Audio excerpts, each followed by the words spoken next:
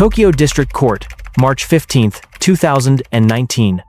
Camera flashes burst in rapid succession, washing the courtroom in harsh white light. Mark Karpelès stands motionless, hands folded neatly before him. The man once hailed as the king of Bitcoin now looks small beneath the glare of his own downfall. Outside, hundreds gather behind police barricades. Investors, skeptics, reporters. Some shout for justice. Others hold faded placards that read, "Where is my money?" The noise of the crowd seeps faintly through the walls. Inside, it's a different world, quiet, sterile, heavy. The judge's voice is steady. The translators whisper softly. And the only other sound is the rhythmic clicking of journalists' keyboards, like distant rain. Karpelès doesn't flinch. He knows this verdict is bigger than him. It's about trust, about the future of money itself. Mt. Gox, once handling 70% of the world's Bitcoin trades, collapsed overnight in 2014. 850,000 Bitcoins vanished. How did the promise of digital freedom turn into one of the greatest financial disasters in modern history? Before it became a symbol of collapse, Mt. Gox was a dream, one that started with a programmer's curiosity. In 2010, American developer Jed McCaleb built a website to trade cards from the fantasy game Magic: The Gathering. He called it Magic: The Gathering Online Exchange, Mt. Gox for short. But as Bitcoin began to emerge from the underground corners of the internet, McCaleb saw a bigger opportunity. What if the same site could let people trade digital currency instead of cards? By 2011, Mt. Gox had become the world's largest Bitcoin exchange. McCaleb sold it to a young French programmer living in Tokyo, Mark Karpelès, a 26-year-old with grand ambitions and a quiet, analytical manner. Karpelès was fascinated by Bitcoin's decentralized promise. No banks, no borders, just code. Under his leadership, Mt. Gox grew into the beating heart of the crypto economy. Every day, millions of dollars in Bitcoin flowed through its servers, and its Tokyo office became a hub for early believers in the digital revolution. But beneath the excitement was fragility. The exchange's systems were improvised, patched together by small teams, racing to keep up with explosive growth. There were no formal audits, no robust security protocols, and little oversight. For many, Bitcoin still felt like a frontier, unregulated and wild. In 2011, Mt. Gox suffered its first major breach. A hacker stole thousands of coins by exploiting weaknesses in its code. The damage was quickly concealed, and operations continued. Few outside the company knew how deep the cracks had already formed. Over the next 3 years, small discrepancies appeared in the transaction logs, dismissed as accounting errors. But behind those numbers, something larger was quietly draining away. By 2013, Mt. Gox controlled over 70% of the global Bitcoin market, a single point of failure for an entire ecosystem built on decentralization. Traders trusted the platform completely. Yet inside its Tokyo data center, corrupted code and invisible intrusions were rewriting the fate of digital finance. What no one realized then was that the countdown to disaster had already begun, not with a spectacular hack, but with a slow, silent theft happening in plain sight. February 2014. Tokyo woke to a silence that rippled across the digital world. Mt. Gox had gone dark. The website, once the global artery of Bitcoin, vanished overnight, replaced by a single white-page reading. In light of recent news reports and potential repercussions, trading has been halted. In Tokyo's Shibuya district, investors gathered outside the company's office, staring up at the shuttered windows. Inside, servers still hummed faintly, the sound of a machine that didn't know it was dead. Hundreds of thousands of Bitcoins were gone. There had been no ransom, no announcement, just empty wallets. Investigators from Japan's Metropolitan Police, the FBI, and independent blockchain analysts quickly converged. What they discovered was not one clean break-in, but years of unnoticed theft. Forensic experts traced the missing coins across the blockchain, each transaction leaving a digital footprint. The trail was dizzying. Fragments of Bitcoin scattered through mixing services, obscure wallets, and shell exchanges that no longer existed. As the data unraveled, one fact became clear. The theft had begun as early as 2011. Hackers had gained access to Mt. Gox's hot wallet, siphoning coins little by little unnoticed amid the platform's daily chaos. By 2013, nearly all the exchange's holdings were already gone. The collapse was inevitable. Inside Mt. Gox's Tokyo office, investigators found unencrypted files, outdated software, and spreadsheets tracking funds that no longer existed. Security experts called it a ticking time bomb. The infrastructure was so fragile that even minor errors could have triggered catastrophic losses. In press conferences, CEO Mark Karpelès appeared calm but visibly strained. He apologized publicly, bowing before the cameras, but insisted he had no knowledge of the theft until the very end.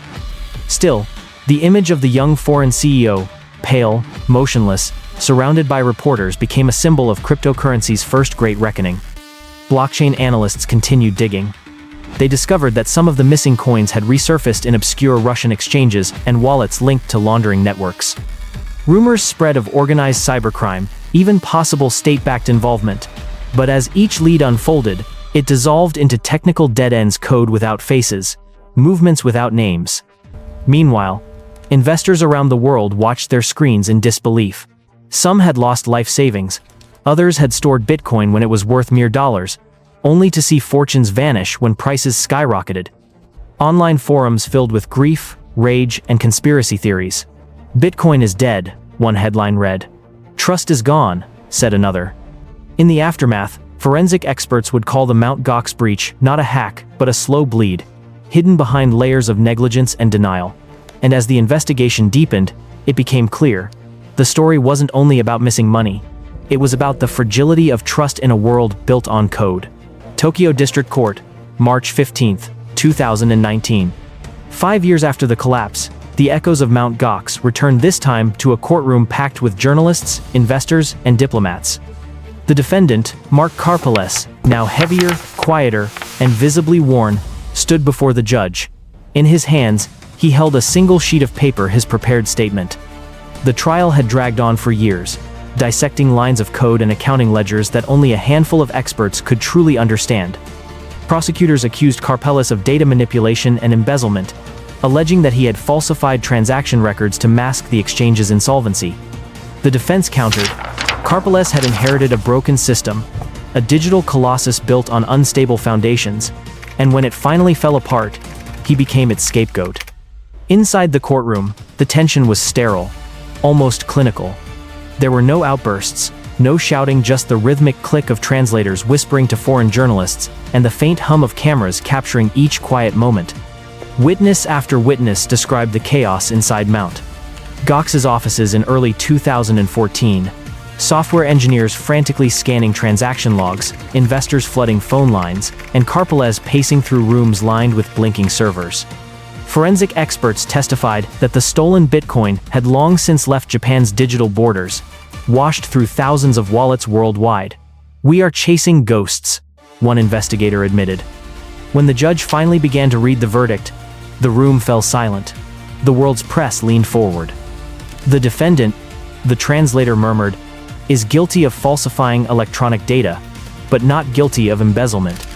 A low ripple passed through the audience. Some gasped. Others typed furiously, sending the news across continents within seconds. Karpelès did not react. His face remained expressionless, eyes lowered. The judge continued, sentencing him to 2.5 years in prison, suspended for 4 years, meaning no jail time unless he reoffended. Outside, the reactions were divided. For victims who had lost their life savings, justice felt distant, diluted. For others, it marked a sobering acknowledgement that negligence and complexity, not malice, had doomed Mt. Gox. As Karpelès stepped out of the courthouse, flashes ignited once more. He paused briefly, then bowed deeply, a gesture of apology and final resignation. Behind him, Tokyo's skyline shimmered in the afternoon haze, as if untouched by the digital chaos that had once begun there. The verdict was in, the case was over, but the questions it raised about trust, technology, and the limits of accountability were only beginning. In the years that followed, the Mt. Gox collapse became more than a courtroom story. It became a cautionary tale, etched into the DNA of digital finance. The event forced regulators, developers, and investors alike to confront an uncomfortable truth. The future of money could vanish with a single line of code. In Japan, lawmakers rushed to rebuild trust. The government introduced new licensing systems for cryptocurrency exchanges, mandatory audits, and capital reserve requirements. What had once been a financial frontier turned into one of the world's most tightly regulated digital markets. The Financial Services Agency of Japan, FSA, began inspecting every exchange that dared to open. Transparency was no longer optional, it was law. For victims, the recovery was agonizingly slow. Court-appointed trustees spent years tracing what remained of the stolen Bitcoin.